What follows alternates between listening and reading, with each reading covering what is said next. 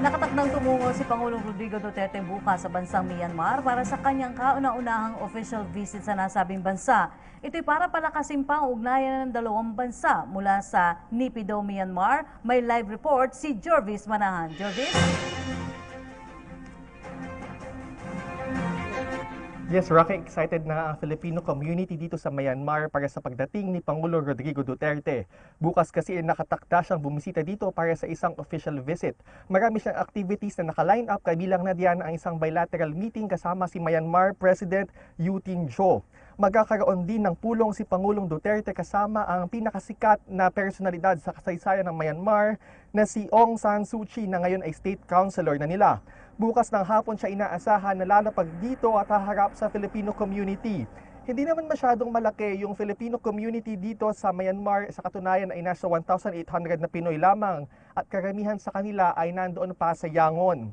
5 to 6 hour drive iyon mula dito sa Naypyidaw, pero handa raw silang bumiyahe para lang makita si Pangulong Duterte.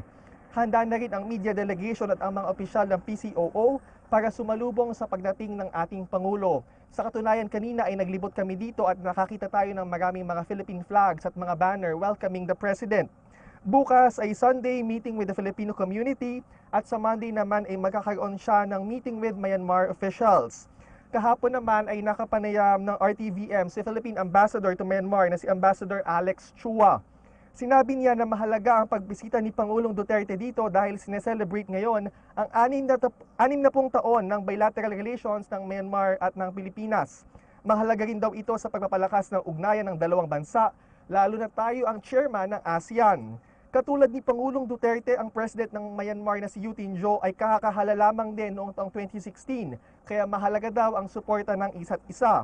Kasama sa mga pupunta dito sa delegation ng Philippines ay sina Secretary Martin Andanar, sina DTI Secretary Lopez, sina DFA Secretary Manalo at ang iba pang miyembro ng gabinete. Pagkatapos ng kanyang trip dito sa Myanmar ay dediretso naman ang Pangulo sa Bangkok, Thailand. At yan muna ang latest mula dito sa Naypyidaw, Myanmar. Balik sa Rocky. Maraming salamat sa iyo, Jorvis Manahan.